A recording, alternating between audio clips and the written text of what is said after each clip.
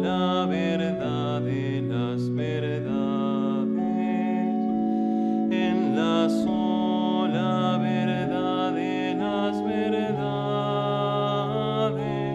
Gloria a te, furiosas tempestades, en el mar interior del sentimiento. Niña, teme, si en huracán violento le sacuden ajenas mezquindades, le sacuden ajenas mezquindades, no importa que en redor el mundo ruja, no importa que la frágil barca roja, ni que duerma el Señor sueño profundo. En pura fe, sostenida el alma espera, un día, no sé cuando Él quiera.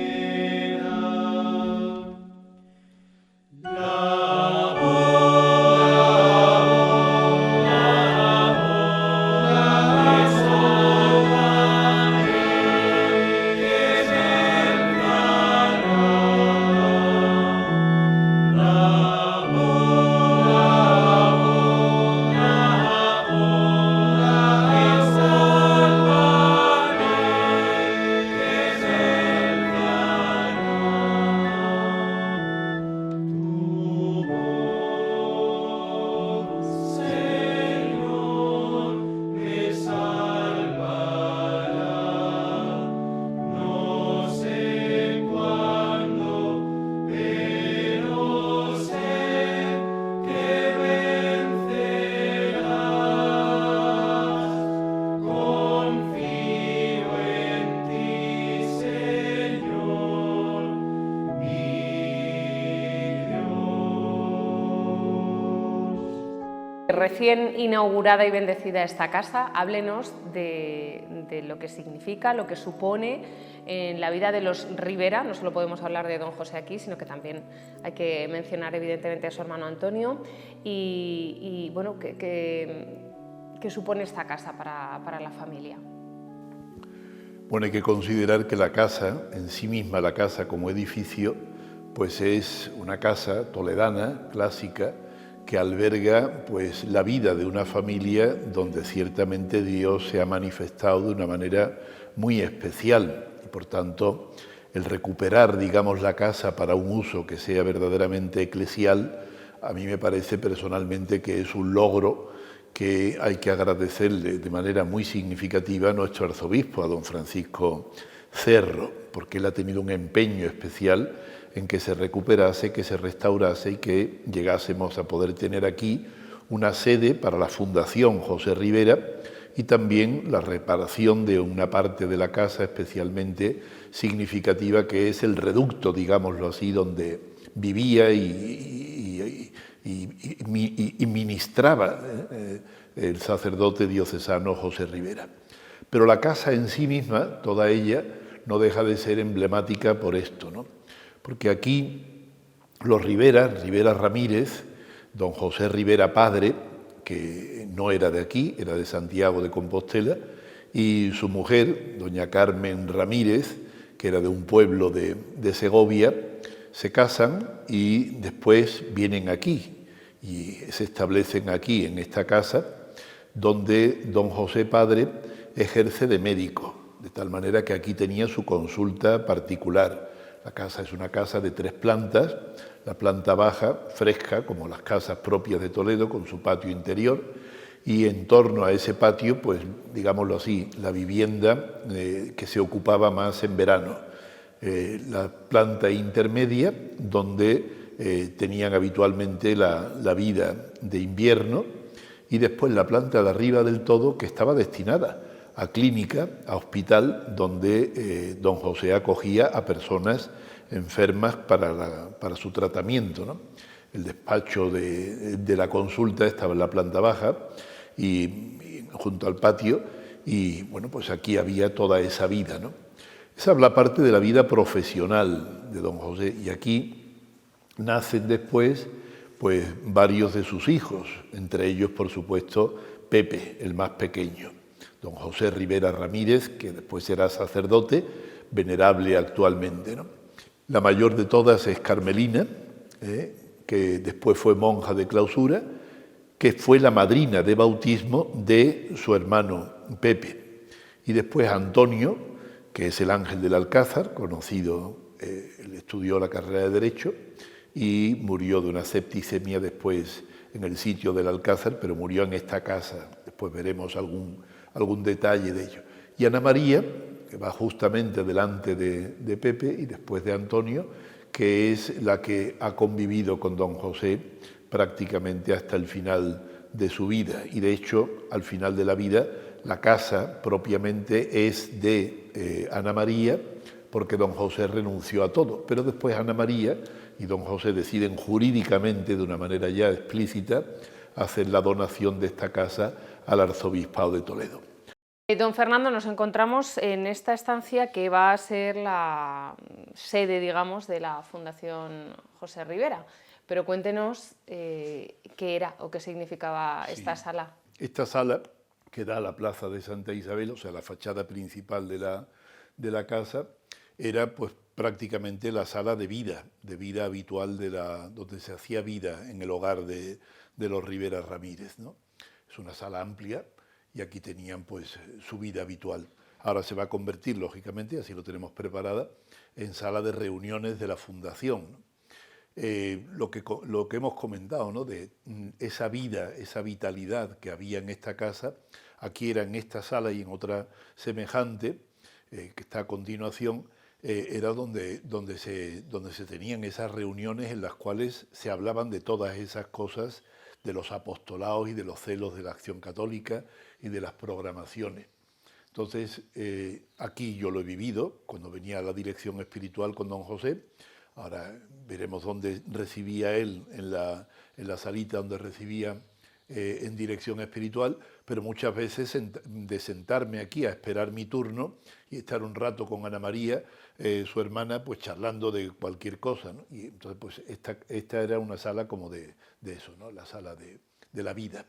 Ahora se va a convertir en esto, en sala de reunión de la Fundación, y aquí tenemos pues muchas cosas que todavía no tenemos suficientemente ordenadas. Sabemos lo que hay y sabemos dónde está, pero todavía tenemos que poner orden digamos, de los que son textos originales, de lo que son textos que se han transcrito, de lo que son, porque aquí, por ejemplo, tenemos mucha materia que son textos originales de don José, sus libretas de apuntes, de estudios, de reflexiones que hacía. Entonces tenemos aquí muchísimo material, ¿veis? Todo esto tenemos que pasarlo, y bien catalogado, a otra habitación que es donde va a estar todo lo que es original, de manera que se quede custodiado y custodiado bajo llave, en el sentido de que no se pierda eso de ninguna manera, porque eso son, además de la riqueza de contenido, pues tenemos que reconocer, son reliquias, o sea, porque son aquellos materiales con los que él ha trabajado físicamente y ha escrito físicamente, ¿no? Entonces todo eso hay que custodiarlo como lo originante de todo lo demás. Después tenemos copias que durante el proceso de canonización, pues se transcribió todo lo que estaba escrito por don José, se transcribió, se digitalizó en ordenador. Todo eso está ahí en estos textos, por ejemplo, ¿ves? Son, esto, por ejemplo, estudios varios desde el año 1965, 66, 67, tomo tercero. Y entonces está ya todo transcrito. Esto que está transcrito, su original, estará por aquí. Estará por aquí en esto. y él escribía con una máquina de escribir concreta, que la tenemos y que, si Dios quiere, formará parte del museo, el museíto personal de las cosas de don José, ¿no? ¿Qué se va a hacer de él? Esto tenemos aquí. Todo esto es fotografías, fotocopias de los textos de estudio o de diarios. Ahí estamos pues, con diapositivas por aquí. Fotos y diapositivas de su historia. Estos son ficheros curiosísimos. Él hacía estudios de las palabras, de tal manera que las cogía en latín, en griego, en lo que fuese, y hacía fichas. De manera que en esas fichas pues está la etimología de las palabras. Son papelitos recortados. Y entonces escribía ahí y tenía ahí sus fichas con los textos de la etimología de las palabras, con lo cual, claro, la precisión con la que él hablaba y con la que escribía era de una riqueza tremenda. O sea, nos decía, hay palabras que leemos en sus escritos que nos suenan complicadas, pero te vas al diccionario y tiene exactamente el significado que tiene que tener. El ambiente de esta casa es un ambiente donde prevalece de manera muy especial el sentido católico. Don José Rivera Lema, el padre de don José Rivera, pues fue un hombre católico comprometido que movilizó también pues, estos movimientos en torno a la acción católica de profesionales católicos. Y de hecho él fue médico personal del arzobispo de Toledo, del cardenal, y médico del seminario, asistencias que hacía, por supuesto, gratuitamente, ¿no? Como un compromiso de su propia profesionalidad puesta al servicio de la jerarquía en la Iglesia, ¿no? Entonces, el ambiente que había aquí era un ambiente profundamente católico y profundamente comprometido. La madre, la esposa la madre de don José Rivera Ramírez, Carmen Ramírez, era una mujer de una finura y de una delicadeza cristiana y espiritual magnífica, de tal manera que ella es prácticamente la catequista de sus hijos, que después se convierten en sí mismos en catequistas unos de otros, porque Carmelina, la mayor, y Antonio serán los catequistas primeros de Pepe, y padrinos de bautismo que se comprometen en esa responsabilidad de enseñar a su ahijado, que es Pepe, el más pequeño de los hermanos. Entonces, el ambiente aquí es ese, ¿no? Un ambiente católico, un ambiente de familia católica, un ambiente donde se respira el compromiso católico. Estamos hablando de la República, en un ambiente donde ya se despertaba con bastante virulencia todo el planteamiento anticatólico y anticlerical que tristemente pues, caracterizó a la Segunda República en España y que terminó pues, con el alzamiento nacional, mucho de ello en defensa precisamente de la fe católica, ¿no? Entonces ese ambiente está aquí. Aquí se fragua en esta casa con Antonio Rivera, el hermano apóstol de la Acción Católica, que después será el Ángel del Alcázar, pues se fraguan muchísimos planes apostólicos, no solamente a nivel diocesano, sino incluso a nivel nacional, porque uno de los íntimos amigos de Antonio Rivera será Manuel Aparici, que fue presidente de la Juventud de Acción Católica Nacional. Y con Manuel Aparici se fragua también, y se habla aquí, de la gran peregrinación a Santiago de Compostela, que estaba programada para, no sé exactamente qué año, me parece que era para el año 38, pero cuando surge el alzamiento nacional y la guerra civil se tiene que suspender. Pero aquí ya se trazan las primeras líneas con aquel lema fabuloso de para Santiago Santos.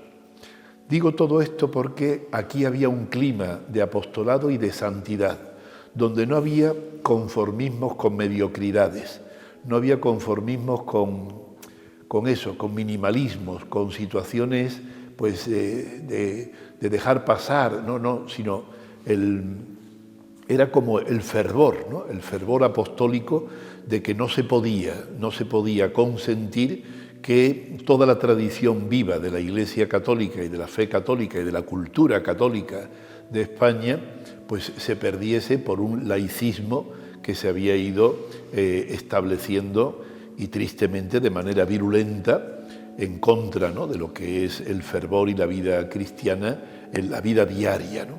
Entonces todo esto es un ambiente que Pepe, vamos a llamarle así para distinguirlo de su padre, don José, Pepe respira desde pequeño.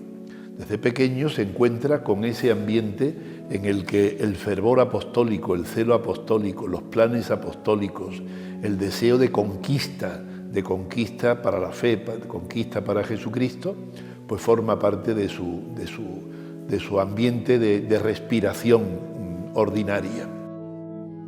El apostolado es algo esencial en la vida de un cristiano porque siempre es participación de la vida de Cristo, que es precisamente el enviado. Y segundo, que el envío para nosotros se realiza siempre por el obispo propio. Bueno, de consiguiente que cuando me parece que una cosa no la quiere mi obispo, quiere decir sencillamente que no tengo misión para hacerlo y por consiguiente que no estoy orando en nombre de Cristo y por tanto que aquello no es un acto cristiano. No ya entonces que no es apostolado, sino que no es un acto cristiano. En la casa original, originante, pues esta era la habitación de las niñas. Aquí dormían Carmelina y Ana María, ¿no? Y la habitación contigua dormían los varones, Antonio y Pepe. Esto después se convirtió en el despacho de don José. Despacho de don José, donde estaba esta misma mesa, porque esta mesa es original, la tenía él, y tenía esa imagen de San José la tenía siempre sobre la mesa, el flexo también, la silla no, esa silla no es la que él utilizaba, la suya voló. Últimamente utilizaba esa, pero la anterior, que era más robusta, pues salió.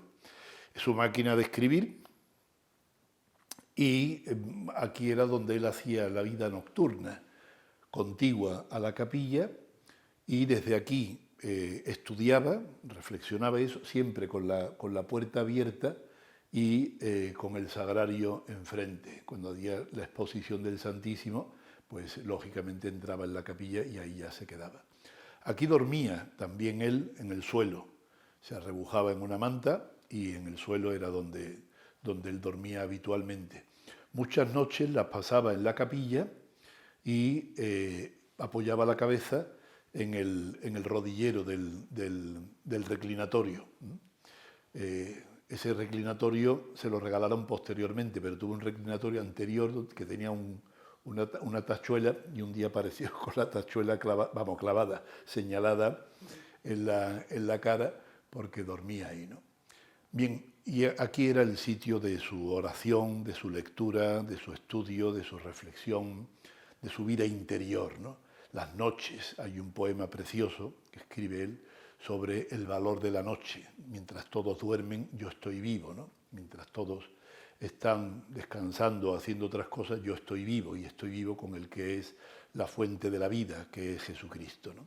Entonces, aquí es donde se fragua su vida espiritual, su vida interior, en esta habitación, junto con la capilla, que hay que verla siempre como dos realidades que están contiguas, que están unidas, y que en el mismo corazón de don José está unido lo uno y lo otro, ¿no? Porque su estudio le lleva a la contemplación y la contemplación le lleva a estudiar más, o sea, siempre más, ¿no? Nunca agota el misterio, siempre el misterio es más grande, ¿no? Y siempre tiene que volver a la oración, porque la oración recibe luces, pero esas luces le hacen que su reflexión tenga que buscar más razones, más teología, más profundidades para esto precisamente, ¿no? Para contemplar y gustar el misterio de Dios, pero siempre además con una cosa, una característica que es muy sacerdotal de don José, que es para comunicarlo a los demás. O sea, no es para quedárselo él egoístamente en su propio gusto, en su propia satisfacción de haber conocido más o haber conocido mejor el misterio, sino porque necesariamente hay que proclamarlo y hay que comunicarlo a los demás, ¿no? Entonces esa dimensión de la caridad pastoral, de que no te puedes guardar nada porque todo lo que has recibido es para darlo, eso está ahí, una de las claves importantísimas de su espiritualidad y su vivencia sacerdotal, ¿no? Bien, pues esto es, esto lo vamos a intentar conservar lo más exactamente posible para que estas piezas, estas habitaciones, el despacho, la capilla y la sala donde él recibía en dirección espiritual, se mantengan lo más aproximadamente posible al original, de manera que quien venga a visitar la casa pues pueda ver pues cómo vivía don José Ribera. Ya digo, el suelo le han puesto una tarima que no es la que había anteriormente. Aquí tenía don José unas estanterías con libros que cuando donó su biblioteca se quedaron las estanterías vacías. Eran unas estanterías muy pobres, de aglomerado, pintado de marrón, y con el tiempo se han ido pudriendo y se han ido deshaciendo, ¿no? Y después con todos los achaques que ha habido en la casa, pues lógicamente pues también se han deteriorado y ya no se han puesto. Entonces se nos ocurrió la idea de colocar este cuadro. Este cuadro está pintado posteriormente por Vicente, que fue un dirigido, conoció bastante de cerca a don José Ribera, y de una fotografía de un bautizo de uno de los vecinos de don José Ribera, de los que viven abajo, de la familia Salinero, haciendo la ofrenda del niño a la Virgen, pues de esa fotografía hizo esta composición, ¿no? Que es muy bonita, porque es muy expresiva de algo que don José vivía entrañablemente, que era todos sus dirigidos querer llevarlos a Dios, querer llevarlos al cielo, ¿no? Como quien lleva a un niño, ¿no?, en sus brazos, pero ¿para qué? Para llevarlo al cielo, no para quedárselo, sino para llevarlo al cielo, ¿no? Y ese poema es de don José, es un poema que escribió don José, ¿no?, que es muy bonito, como que refleja muy bien esa visión, esos sentimientos suyos. De fondo está la ciudad de Toledo, que si nos asomamos ahora por la ventana, pues es mucho de lo que se ve desde aquí. Hay que tener en cuenta que don José, muchas noches de adoración del Santísimo desde la capilla, después abría la ventana y con el Santísimo daba la bendición a la ciudad y desde la ciudad al mundo mundial, ¿no? Entonces por eso digo que es expresivo, aunque no sea la custodia, pero sí que es eso, ¿no?, esa actitud, ¿no?, suya de no guardarse nada para sí, sino que lo que él recibe tiene que darlo, y tiene que darlo para conducir al cielo, ¿no? Yo tengo el privilegio de tener el Santísimo en mi casa, pero yo tengo que sacar el Santísimo al mundo, a la calle. ¿Por qué? Pues porque no es para mí, no soy yo el propietario, ¿no? O sea, son esas claves que son tan importantes y tan bonitas, ¿no? Entonces hemos colocado el cuadro este aquí porque nos parece que es evocador de algo que se vivía aquí, pero nunca estuvo ahí. Don José nunca se hizo un retrato de sí mismo. ¿no? Vemos ahí, esto era la cartera. Irá, si Dios quiere, al museíto, su cartera, que sí, era así, ya está. Y esa es la máquina de escribir. Y esa es la máquina de escribir. Una de las máquinas de escribir, quizás esta sea de las más modernas, porque había otras que yo las he visto y ya después desaparecieron, que eran más viejas, lógicamente. Su hermana Carmelina, madrina, es la que lo va educando para prepararse, para hacer bien su examen de conciencia para la primera comunión y la primera confesión. El sacerdote que le acompaña es don Eusebio Ortega, que fue un gran sacerdote aquí en la diócesis de Toledo, bien conocido en la ciudad, ¿no? Y don Sabino Catalán, que era director espiritual y confesor de doña Carmen, la madre, pues venían por aquí con muchísima frecuencia, con lo cual todo el ambiente era ese, ¿no? Ahí es donde crece Pepe. Estalla la guerra en el 36, don José padre tiene que ser, porque es conocido, suficientemente conocido, por su talla profesional y de católico comprometido, tiene que esconderse en una habitación donde prácticamente pues, vive emparedado en una alacena de la que sale y entra pues, con las dificultades que sea, ¿no? Don José padre es testigo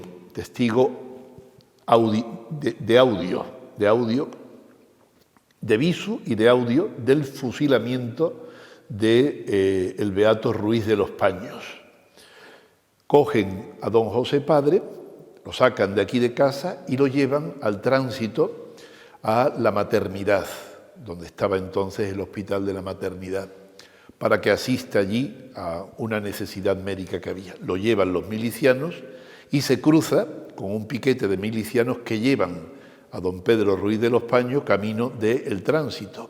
Entonces él lo ve, se cruzan las miradas, se saludan porque se conocían, claro, y don José entra en maternidad y oye entonces la detonación del fusilamiento. Cuando vuelve don José de nuevo a su casa con el piquete que le llevaba, ya se encuentra con don Pedro muerto en el tránsito, ¿no? Todas estas cosas narradas en la vida familiar van como formando un temperamento de heroísmo, o sea, de heroísmo, de no conformarse con situaciones en las que uno está viendo lo que está viendo y aquí no pasa nada, ¿no? Aquí está pasando algo muy gordo, ¿no? De tal manera que Antonio entra entonces en el Alcázar y entra como un apóstol. Se sabe que entró sin armas, que solamente llevaba el Evangelio, un cilicio y un crucifijo, y el rosario, su rosario.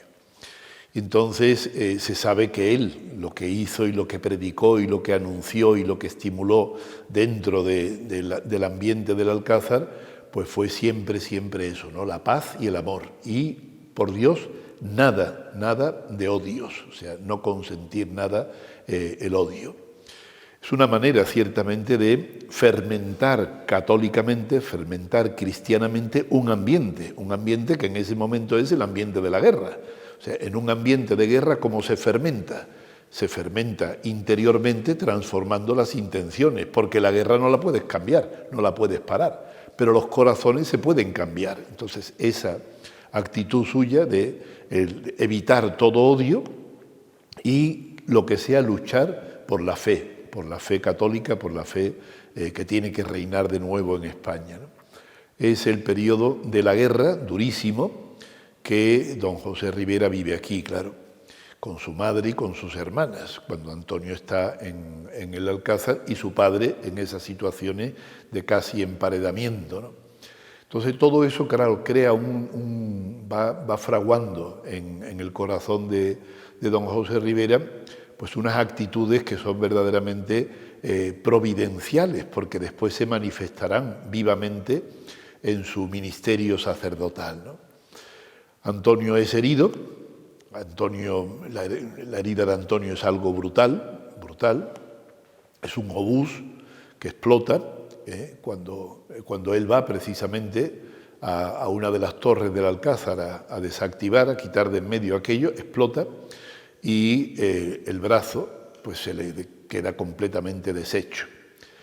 Allí dentro del Alcázar tienen que cortarle el brazo y se lo cortan en vivo, sin anestesia.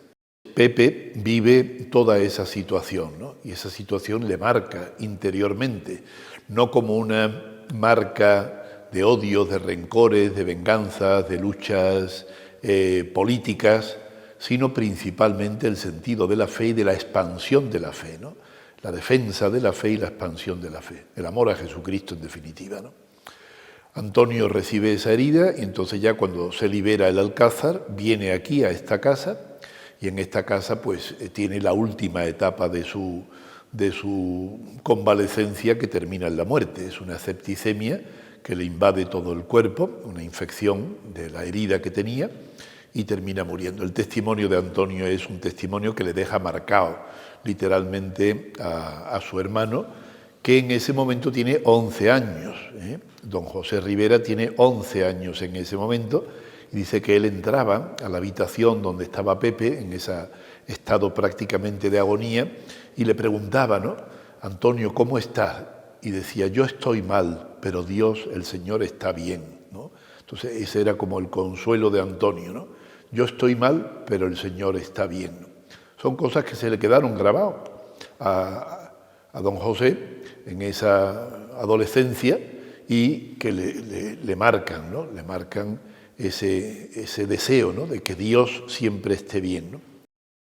Muere Antonio y a partir de la muerte de Antonio, pues en esta casa que se vivía cristianamente, se vive comprometidamente la fe cristiana y la piedad cristiana, de manera que empiezan prácticamente todos los miembros de la casa a ir a misa diariamente, a comulgar diariamente, que en aquella época no era tampoco una cosa que fuese habitual, ¿no?, sino que estaba la comunión dominical, la misa diaria, pocas personas. Hay que recordar que el ayuno eucarístico se guardaba desde las 12 de la noche del día anterior, con lo cual las personas que querían comulgar iban a misa, simplemente a misa por la mañana, a las 8 de la mañana, para guardar el ayuno bien, ¿no? Entonces, bien, este es el ambiente de esta casa. Termina la guerra, sigue adelante, y don José, padre, pues ya una vez que termina la guerra, se restablece, digamos así, la vida ordinaria aquí en la casa, con todo lo que significaba pues ese trasiego, ¿no?, de personas que estaban comprometidas y que vivían sobre todo la acción católica y la vida apostólica que se iba fraguando aquí. Por lo tanto, la casa, digamos, respira, ¿no?, por todas partes un ambiente de familia cristiana, de familia comprometida. Antonio ha muerto, Carmelina se va al monasterio, Pepe está en el colegio Mayol, aquí en Toledo, y entonces empieza a fraguar pues, con su hermana Ana María y con Carmelina todavía al final, antes de irse al monasterio, pues los trabajos y las tareas de las juventudes de la Acción Católica, de manera que ya ahí en esa época Pepe tiene sus pinitos apostólicos yendo para un sitio y para otro. A los 17 años, él recuerda, en una zona de arriba de la primera planta de la casa, pues sus sueños del futuro, donde él diseña pues una felicidad y unos desarrollos, ¿no?, de su propia personalidad que le llevan pues eso a unos planteamientos ambiciosos, ¿no?, de estudios, de literatura, de grandes actividades, ¿no?, que después él reconocerá que se encuentran totalmente superadas por su vivencia del amor a Jesucristo y de su sacerdocio, ¿no? Y tenía un enamoramiento, no sabemos exactamente si es un enamoramiento real, en el sentido del realismo práctico, que llega a tener contacto con esta señorita, pero lo que sí se sabe es que es un amor platónico tremendo, o sea, ama apasionadamente a esa muchacha y le dedica poemas y unas cosas muy entrañables. Y bueno, pues ahí es donde va viviendo su adolescencia y su primera juventud. Y en ese sitio donde él dice que soñaba y diseñaba su futuro, pues que en aquellos momentos es cuando él encuentra una luz de la gracia que le ilumina, que como que está hecho para otra cosa, ¿no? Entonces se revoluciona dentro de él un dinamismo que es el deseo de la santidad, de la vida de gracia, de querer entregar su vida, y hace unos ejercicios espirituales con el padre Llanos, jesuita, padre Llanos que fue famoso después en la etapa de la posguerra y de mucho tiempo de la posguerra, ¿no?, durante la época hasta del franquismo, pues fue conocido y acusado y tachado de el jesuita rojo, porque era muy social, tenía unos compromisos sociales muy fuertes, y entonces don José hizo ejercicios espirituales con él, y en esos ejercicios espirituales, en Talavera de la Reina, dice que él descubre su vocación sacerdotal, porque el pellizco, ¿no?, que tenía dentro de su corazón era que ayudaba a los jóvenes a vivir en gracia de Dios, a que buscasen vivir en gracia de Dios, a que tuviesen celo por vivir en gracia de Dios, pero que él no le podía comunicar la gracia de Dios. No podía confesarlos, no podía celebrar misa, no podía entregarse a ellos sacerdotalmente para acompañarlos en esa vida de gracia, ¿no? Entonces es como una iluminación que le da el salto de ser sacerdote, ¿no? Estaba estudiando filosofía y entonces deja los estudios de filosofía para entrar en el seminario, y entra en el seminario en comillas, allí la etapa de seminarista.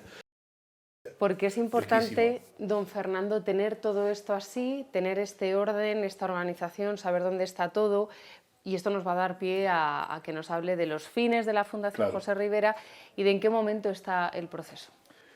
La Fundación José Rivera la instituye don Marcelo en el año 93. Don José muere en el 91 y don José en su testamento dice que se destruyan todos sus escritos, que unas personas concretas lo lean y purguen de tal manera que si hay algo de valor se conserve, pero que se destruya todo, porque él no ha escrito para publicar, sino que él ha escrito simplemente para su reflexión propia en la que él hace sus exámenes de conciencia y cada año, por ejemplo, cuando comienza la liturgia de Cuaresma, hace su examen de conciencia respecto del examen del año anterior, con lo cual es como un dinamismo de crecimiento continuo, ¿no? Muy interesante todo eso porque te ayuda a entender ese dinamismo espiritual con el que él vivía dinámicamente, ¿no? Entonces, él dice eso. Entonces, claro, cuando leímos el testamento, pues se le presentó a don Marcelo. Y don Marcelo, el cardenal, dijo, bueno, pues leedlo y como todo va a ser de provecho, pues no se quema nada. Entonces fue de esa manera como salvamos. Claro, o sea, no es que no cumpliesen el deseo de don José, sino que el deseo, pero se agarraron a... nos agarramos a ese fleco que había dejado, ¿no? Entonces, ahí sí que ha habido después una selección y selección y selección para ir poniendo todas las cosas, estudios, o sea, libros de estudio, apuntes de sus estudios personales, meditaciones, diario, donde habla de su vida personal y de su vida íntima, y donde habla de algunas personas. Entonces, claro, ahí sí que hemos hecho una purga para donde pone nombres concretos de persona, poner X, ¿no? Y ya está, porque hay comentarios o cosas que pueden ser de personas que están vivas todavía, ¿no?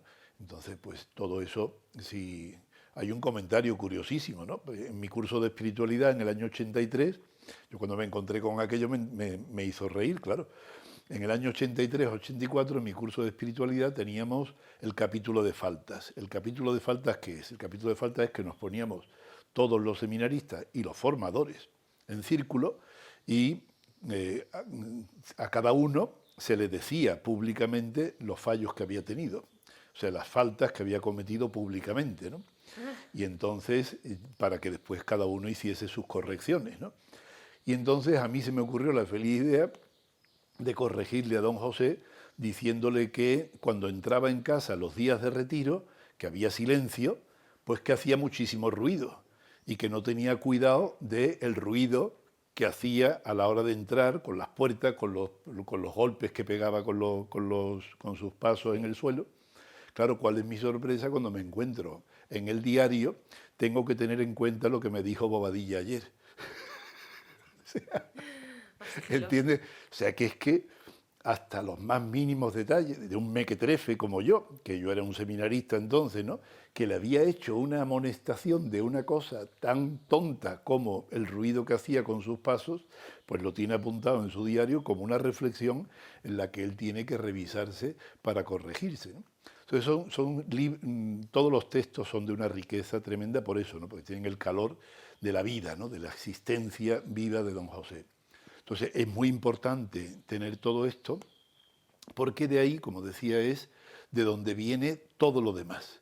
Entonces, si esto se convierte de verdad, y ojalá se convierta, en un centro de estudio de espiritualidad sacerdotal, claro, tener todos estos textos que están ya digitalizados, viene un sacerdote, un seglar, un seminarista, que quiere hacer un estudio sobre algún aspecto de la vida de don José, de su doctrina, de su enseñanza, pues tenemos el material de primerísima mano que no está editado en libros de tratados, podemos coger un tratado sobre, qué sé yo, sobre el misterio de la cruz que ha publicado el padre Cantalamessa. Está publicado en una editorial, pero aquí no se trata de eso, se trata de lo que él escribe, lo que él reflexiona, lo que él vive, ¿no?, del misterio de la cruz. Entonces, pues para hacer estudios de todo ese tipo, eso es de una riqueza tremenda. Entonces, por eso tenemos que tenerlo muy bien organizado, muy bien seleccionado y muy bien localizado, ¿no?, para eso. Y eso es tarea de la Fundación. Eso es tarea de la Fundación. Entonces, esta misma habitación, que es sala donde vamos a reunirnos la Fundación, cuando tengamos las reuniones que tengamos que tener, si Dios quiere, el día de mañana, cuando esto se ponga en ejercicio, pues tendremos aquí algún ordenador también, eso, y puede ser sala donde si alguien viene a hacer un estudio, pues pueda realizarlo aquí. Que necesita llevarse documentación fuera, bueno, pues se cataloga la documentación que se lleva y pues para tener control, ¿no?, de lo que se está estudiando, de lo que se está haciendo. Todo esto, como digo, que son textos originales, pasarán a aquella habitación, que es la habitación donde va a estar la postulación de la causa. En la postulación de la causa de canonización tiene que tener toda la documentación de la causa de canonización. Todo esto ha pasado por los filtros de los teólogos de la Santa Sede.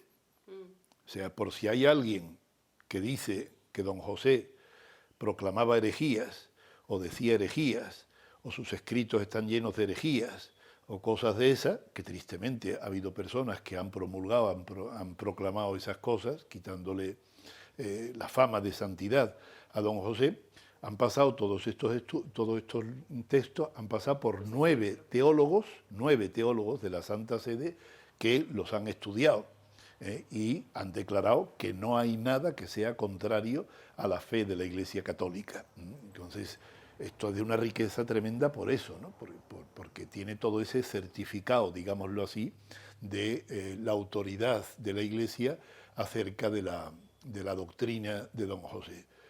Entonces todo esto, digo, los textos originales pasarán allí a la habitación que va a ser la postulación, porque la postulación es digamos, la institución que se encarga de todo esto. La fundación es la fundación. Y dentro de la fundación está la postulación, por decirlo de esta manera, ¿no?, para que entendamos. Entonces, esto pasará allí. Esos libros que están repetidos y repetidos y repetidos son la causa de la canonización, es decir, de todo esto. Al final se hace una síntesis y en esa síntesis están las virtudes, o sea, está la historia de la vida de don José, las virtudes vividas por don José según la han testimoniado los testigos que testimoniaron en el proceso de canonización. Y después están los estudios teológicos y las conclusiones. Ese es el libro de la positio. La positio es la propuesta de santidad, ¿eh? Y entonces de eso tenemos, porque se hicieron una edición muy grande, porque después no se ha realizado este proyecto, que teníamos, por estos vericuetos que dijimos antes, ¿no?, de que la casa ha pasado por una circunstancia, por otra circunstancia, se han almacenado los materiales en un sitio y en otro, y entonces pues no se ha terminado de hacer. Pues el proyecto era que esa cantidad de libros enviar a todos los obispos de España, también de América, y sobre todo también a los seminarios, para que los seminarios y los obispos conozcan las virtudes y la vida de don José Ribera como un testigo de lo que es el sacerdocio, ¿no?, vivido en el siglo XX. Yo es una característica que suelo destacar cuando intervengo en algún sitio, que don José Ribera mantiene la misma identidad en su espiritualidad sacerdotal, siendo un sacerdote preconciliar, conciliar y posconciliar. O sea, antes del concilio, durante el concilio y después del concilio, don José tiene unas claves de espiritualidad sacerdotal inamovibles, que después el Papa San Juan Pablo II en Pastores Dabo Vobis, un documento sobre la formación de los sacerdotes y de los seminaristas, en el año 92, el Papa San Juan Pablo II, en el número 5 de Pastores Dabo Vobis, dice explícitamente: hay una fisonomía del sacerdocio que no pasa, que es la fisonomía del sacerdote del tercer milenio, que es la fisonomía de Jesucristo, sacerdote, que ha sido encarnada por los sacerdotes santos de la historia de la Iglesia. Claro, don José, antes del concilio, durante el concilio y después del concilio, mantiene siempre lo mismo, que es esa espiritualidad sacerdotal. Por eso, la espiritualidad sacerdotal de don José, podemos decir, sin temor a equivocarnos y sin exageraciones y sin una presunción ridícula, es universal, es católica, porque es esa precisamente, ¿entiende?, la del sacerdocio encarnado por los grandes santos de la historia de la Iglesia. La vida espiritual es muy fácil. ¿Por qué? Pues porque precisamente el Espíritu Santo sabe expresarse muy bien. Es muy probable, ¿no? Es seguro que me digan lo que me digan, yo nunca entiendo a la persona que me habla. Ni puedo darme a entender. ¿Por qué? Pues porque cada palabra nuestra está significando todo un contexto, toda una manera de ser, todos unos proyectos que es imposible que el otro capte con unas palabras, ¿no? Por eso la gente siempre se queja de que no la comprende ni que va toda la razón. Pero en cambio el Espíritu Santo sabe dar a entender muy bien, vamos, bastante fácil. Entonces todas estas pretensiones de que no sé lo que Dios quiere, no sabe usted lo que Dios quiere cuando pretende enterarse de lo que no le quiere decir, claro, porque lo que sabe hacer es callarse cuando no quiere que... Pues los santos se han angustiado en cuanto que todavía no eran santos y ya tontos, ¿qué la vamos a hacer? Hay un santo que ha estado dudando de su vocación y le traía me angustiado, pues una tontería que estaba haciendo el santo. Sería pecado o no sería pecado, pero efectivamente hablando de una cosa absurda, si yo no te ilumino ahora, pues es que no tienes que saberlo ahora. En las vacaciones, que son breves, viene aquí, hay fotografías de él con su sotana de seminarista, ¿no?, con su madre, en esta casa, en la azotea. Entonces, pues viene aquí y en esta casa sigue teniendo él su vida de seminarista, de recogimiento, de oración. Va a visitar con su madre las cuevas del río, donde vivían personas que eran muy pobres, eran cuevas, literalmente cuevas. Él había tenido mucha práctica con el Padre Nieto en Comillas. Padre Nieto está, su proceso de canonización está en marcha, que fue su director espiritual en Comillas. Entonces don José acompañaba mucho al Padre Nieto en sus visitas a las familias más pobres. Entonces eso lo traslada también aquí, en su vida aquí en casa, ¿no?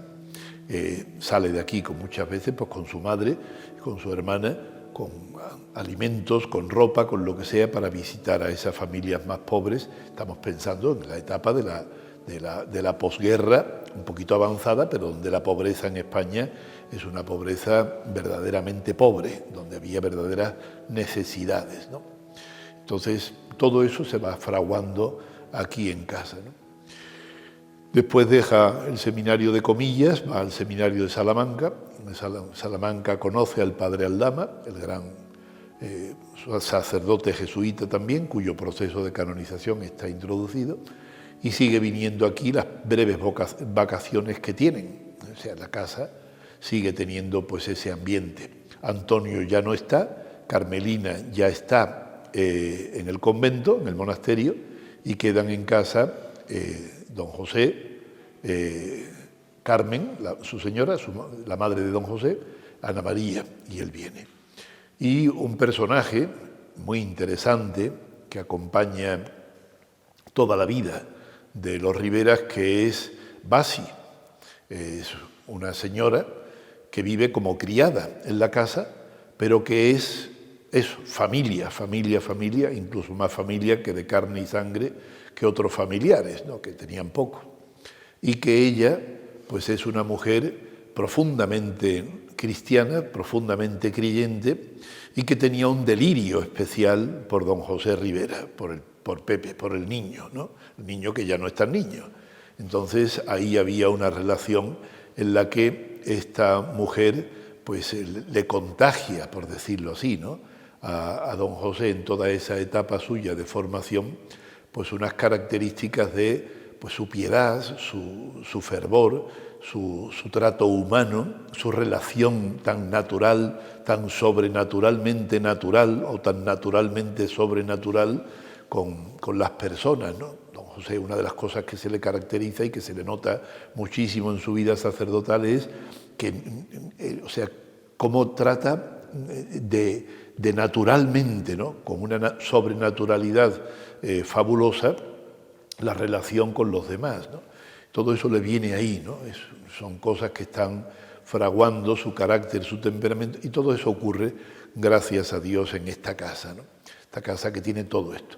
Después ya en la vida sacerdotal de don José, que tuvo que estar en muchos sitios, una vez ordenado sacerdote, fue vicario parroquial, coadjutor en Santo Tomé, después fue a Totanés, en Totanés estuvo de cura, un año poco, y después ya sale para Achacoso de salud, a estar con los hermanos de San Juan de Dios en Cantabria, y después ya viene de director espiritual al Seminario de Vocaciones Tardías en Salamanca y de Vocaciones de Hispanoamérica, también allí en Salamanca, en el Colegio de Guadalupe.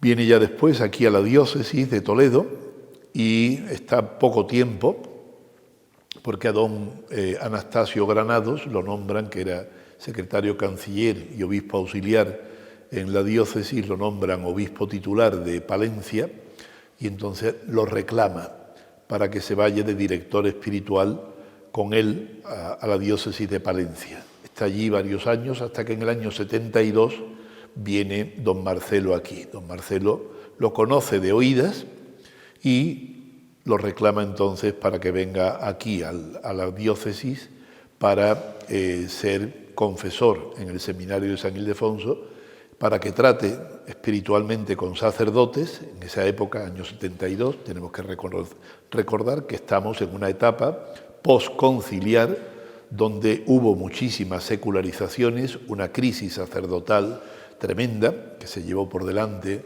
a muchos sacerdotes, y entonces don Marcelo reclama a don José, que es un bastión de espiritualidad sacerdotal, para que trate aquí con sacerdotes jóvenes, trate con los seminaristas y vaya infundiendo un espíritu sacerdotal conforme al Concilio Vaticano II, pero con las raíces bien echadas en lo que es verdaderamente la sacramentalidad, ¿no?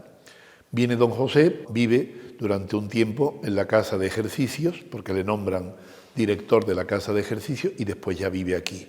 Desde aquí, desde esta casa, atiende en dirección espiritual a seminaristas y sacerdotes y a muchísimos seglares, muchos maestros católicos que empiezan a llevar dirección espiritual con él, porque le nombran a él conciliario de los maestros católicos, de la sección de la acción católica de los maestros. Ha habido esa, digamos, especializaciones en la acción católica, y a él le destinan a los maestros. Entonces hay un equipo grande, más que equipo, un grupo grande de maestros que llevan su dirección espiritual con don José Rivera. Esto, claro, tiene un efecto multiplicador, porque estos maestros educan católicamente.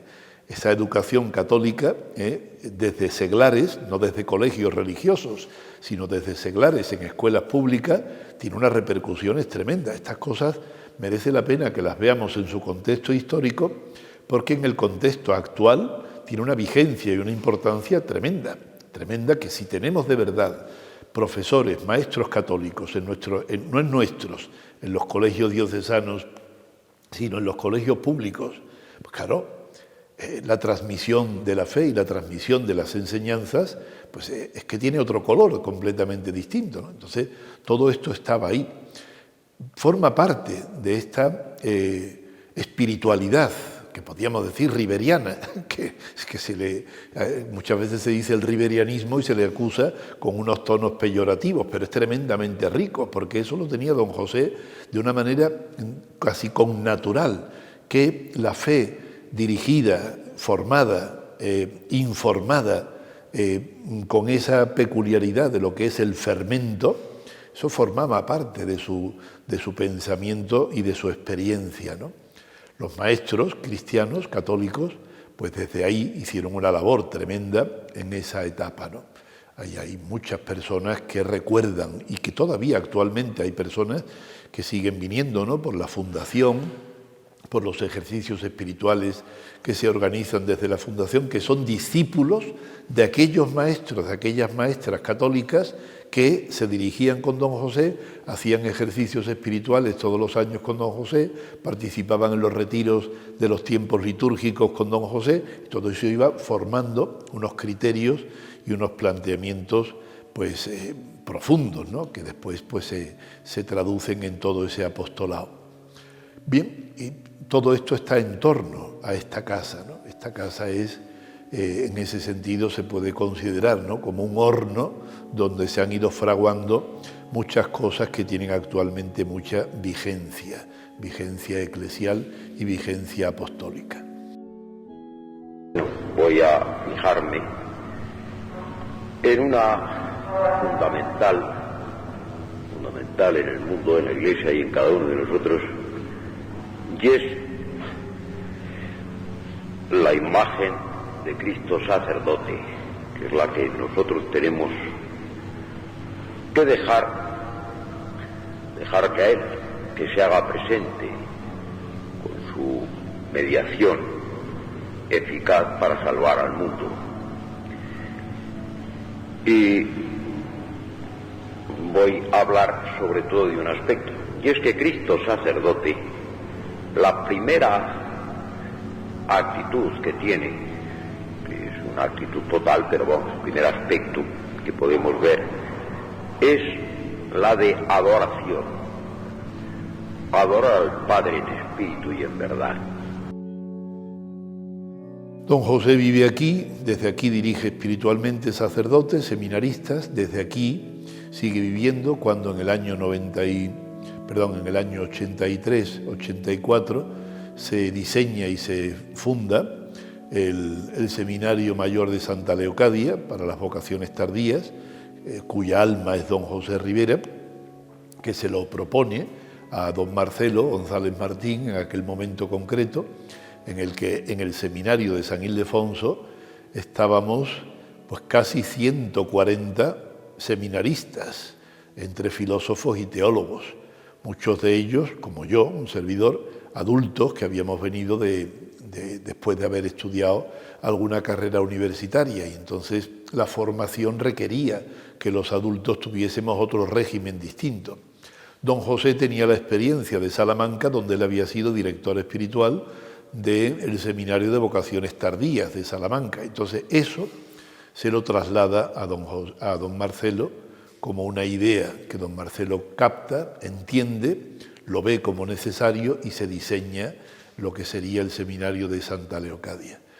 Seminario de Santa Leocadia, que está cerca de esta casa, pero don José vive en esta casa todavía y desde aquí pues dirige espiritualmente el seminario y dirige espiritualmente a muchos seminaristas, tanto del Seminario de Santa Leocadia como del Seminario de San Ildefonso, como del Seminario de Olías del Rey, de los mexicanos de Olías del Rey, los operarios del Reino de Cristo, que tuvieron mucha relación en el principio de su fundación con el padre Enrique Amezcua. Don José se entendieron muy bien y entonces hay criterios y cosas en donde don José pues influyó, ¿no?, a la hora de constituir ese seminario en Olías del Rey. Igualmente que ocurrió con el padre Giovanni Salerno de los siervos de los pobres del tercer mundo en Ajofrín. Cuando venía el padre Giovanni aquí para hablar con don Marcelo de la fundación aquí en Toledo, se hospedaba en el seminario de Santa Leocadia siempre y tenían grandes conversaciones don José y él en el tema de los pobres, de la pobreza, de cómo arraigar en el espíritu de pobreza a los seminaristas. Todo eso yo recuerdo, como yo era seminarista entonces, como algo muy vivo y muy participativo, ¿no?, con nosotros. Todo eso pues se fragua también aquí, ¿no? Desde aquí es como un faro de donde salen luces para muchos sitios. Una vez que muere don José, la casa está donada al arzobispado. De aquí salen todos los libros de don José, de su biblioteca, que lo dona al seminario, van al seminario de Santa Leocadia y la casa se queda prácticamente desmantelada. Aquí vienen pobres, de la etnia gitana vienen muchísimos a la puerta, o sea, la Plaza Santa Isabel se convierte casi en un hervidero diario de personas gitanas, familias gitanas que vienen a encontrarse con don José en la última etapa de su vida. La caridad es un aspecto, pero el principal, de la vida cristiana entera. O sea, no es una cosa suelta, sino que va en conexión con todas las demás cosas, ¿no? Y por consiguiente, si es un aspecto de la vida cristiana, es un aspecto de la vida de Cristo en nosotros, de la vida que el Padre nos da. Consiguientemente, la caridad no es algo que nosotros podemos hacer.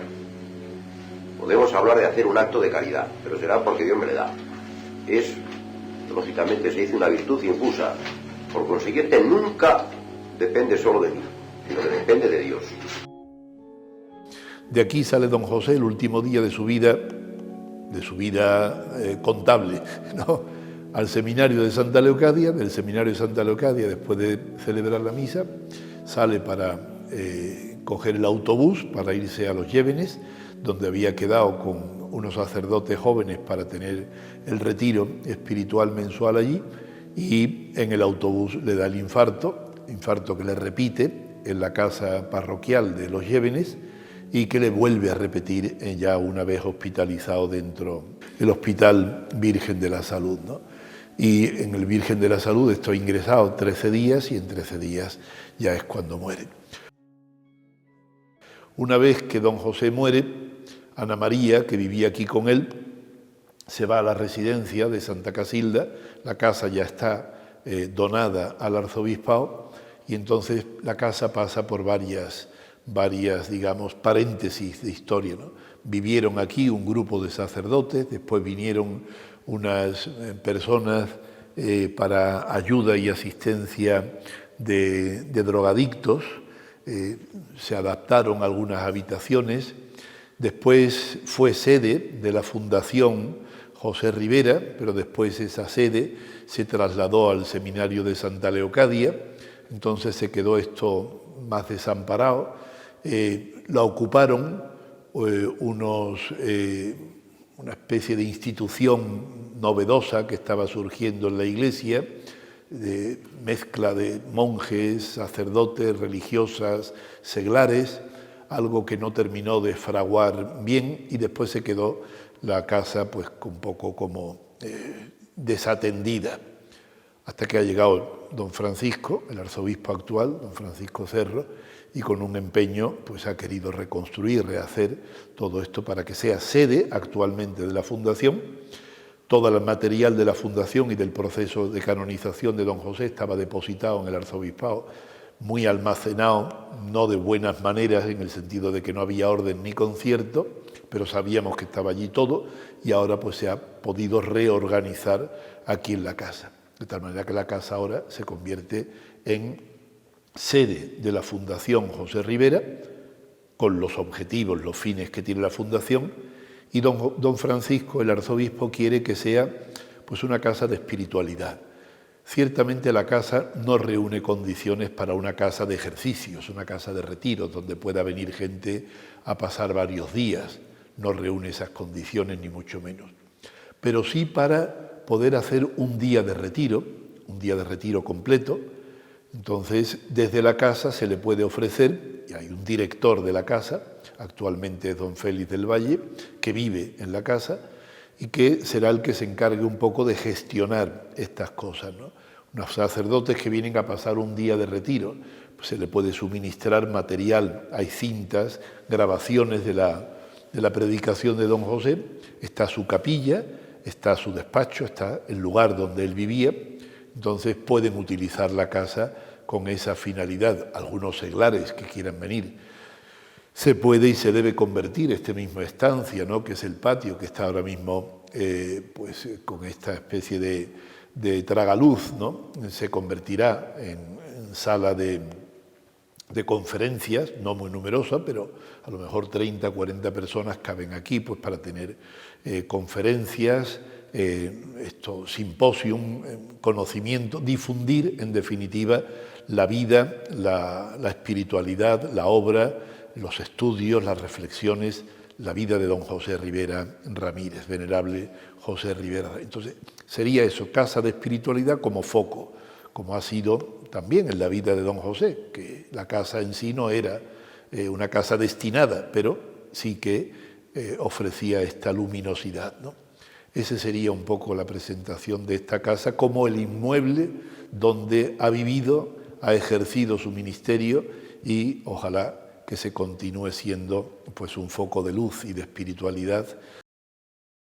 Si tiene que pasar noches en oración o tiene que pasar muchos ratos en la intimidad de este sagrario y de esta capilla, pues lo hacía, ¿no? Y salía y lo contaba muchas veces, yo se lo he visto y lo he escuchado, ¿no? Salía con la custodia muchas noches a bendecir a toda la ciudad que dormía de Toledo, con ese deseo de que conocieran el amor de Jesús. Se deshizo y ahora la hemos reconstruido, ¿no?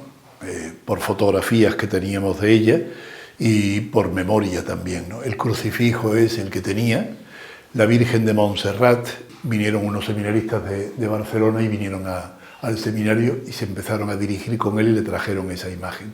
Entonces, cuando don Marcelo le consiguió de la Santa Sede el permiso para tener el Santísimo Sacramento en casa, le regalaron esa imagen para que la tuviese en la capilla.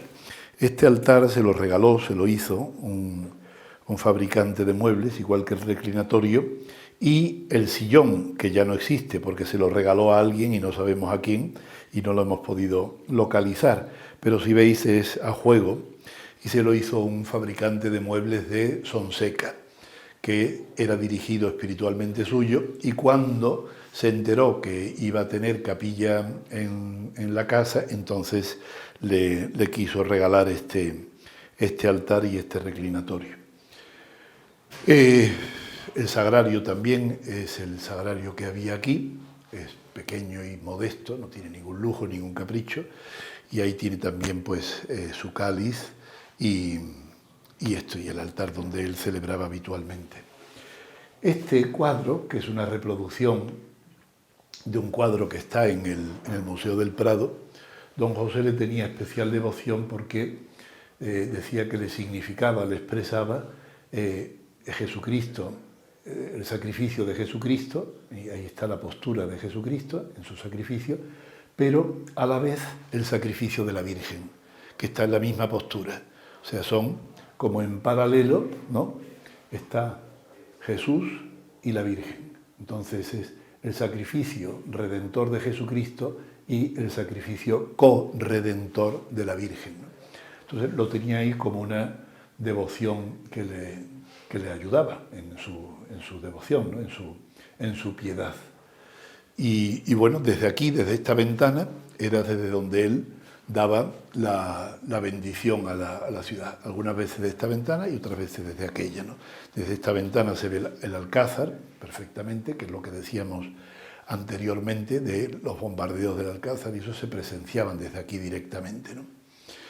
Y este era su sitio de noches, su sitio donde él habla del esposo, de pasar las noches con el esposo, este esposo que me aguanta, ¿no? Repitiéndole día tras día, cuánto le quiero y cuántas veces le soy infiel, ¿no? Dice, ¿qué esposa me aguantaría a mí diciéndole año tras año, día tras día, que la quiero muchísimo y sin embargo cada día tengo que volver a reconocer que sigo siendo infiel, ¿no? O sea, son cosas, expresiones preciosísimas que se concentran, ¿no? en este lugar y que evocan, claro, los que hemos conocido y los que hemos leído las profundidades estas, dice uno, son significativas. A mí me llama la atención estas cosas porque, claro, dice uno, cuánta gracia de Dios se ha concentrado físicamente entre estas paredes, ¿no? Para sacar adelante pues, un corazón sacerdotal como el corazón del venerable José Ribera, ¿no? ¿Qué le importan al alma vanidades que quieren ofrecer a su contento? Si tiene ya anclado su pensamiento en la sola verdad de la las verdades.